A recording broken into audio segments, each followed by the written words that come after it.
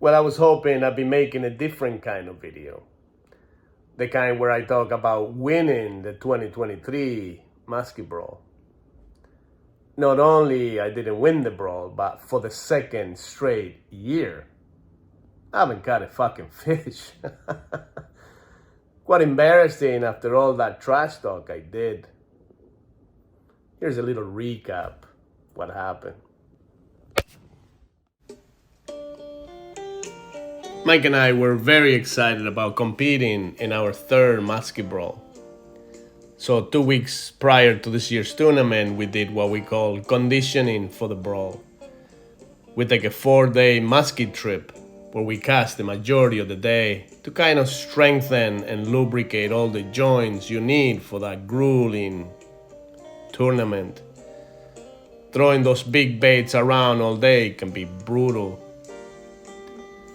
On our way to the tournament, we made 2 different stops and invested another $400 on something that might give us an edge. Because you can never have enough. We're feeling lucky we even got room, lucky 7. Everything was shaping out just fine. We sat outside our room for a while with a fire and a cocktail, mentally preparing ourselves with positivity. We even fantasized about what kind of upgrade we can give our fishing machine with 10 G's. Friday morning, this maniac got up way before 5 a.m. He got the boat ready, he took a shower, he carefully selected every lure he was going to use that day. He went and got us breakfast and took 2 shits before I even opened my eyes. He pushed me out of bed by 7 a.m. and because we're staying at Le Petit Dragon in Belle River, we decided to start our 2023 Musky Brawl right then and there. The bad news was that it was going to be windy all day. The good news is that we were fishing. There was only one other boat out there with us and a few people from shore. And after a few hours, we were very aware that all the action and about 30 fish had already been caught at the Thames. All we heard for 3 hours is that sweet noise that gives you goosebumps every time. Especially if you know the true story about a donkey in a boat. That was our plan all along, to start in Belle River, and if nothing happens, we go straight to Lighthouse. And that's exactly what we did. That hour-long break out of the element was perfect. We warmed up with tea and coffee and a few snacks from Timmy's.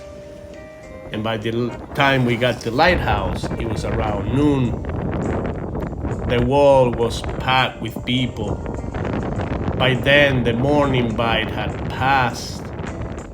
But there's been 40 fish caught already in the first 4 hours. 5 hours, so excitement is in the air.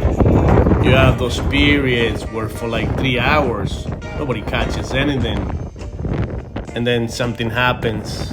Something triggers them and you see 4, 5, 6 muskies get caught within half hour.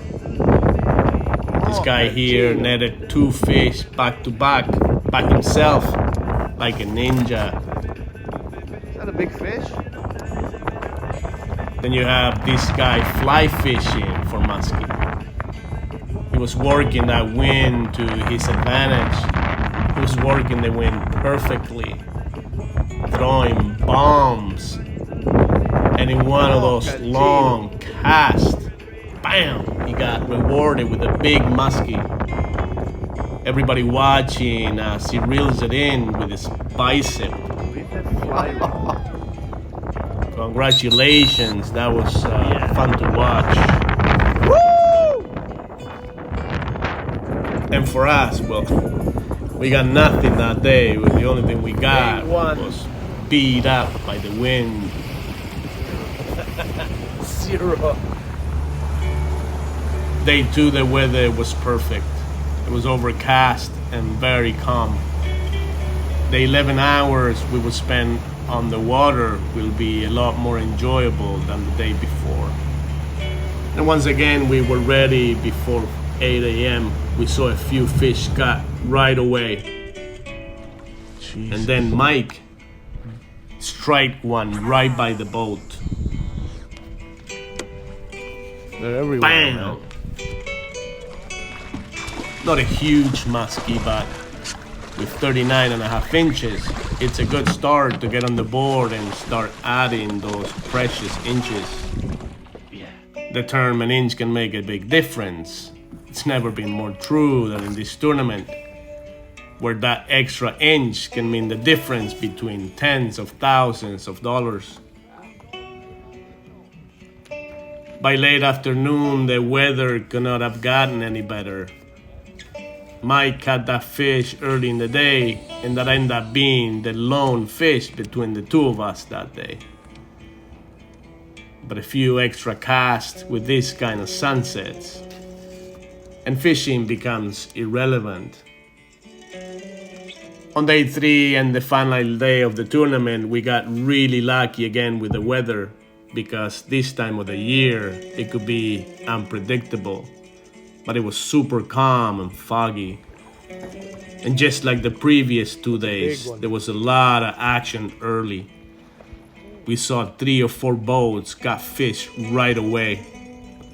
You got the drone there, you got the And then, as I'm doing a figure 8 on the side of the boat, Mike strikes again. Here I am, all excited, seeing all this action around me. I'm like, at some point, it's gonna be my turn. Yes. And like a good fighter, you'll your keep time. on swinging Take your time. till you get knocked out, because in this kind of tournament, Yeah. one big fish can net you $5,000. Then you have Graham Hurley on the boat right beside us. Catches 3 fish in a span of 2 hours and wins the tournament. Oh. Here I am 2 tournaments later, 6 days later, 1.7 million casts later, and not a fish to show for. That's how crazy this musky fishing can be. You go from last place to top place in no time. Bam! I have some work to do. I need 3 fish. I have 3 hours left. 1 fish an hour. Easy. Well, I was being quite optimistic.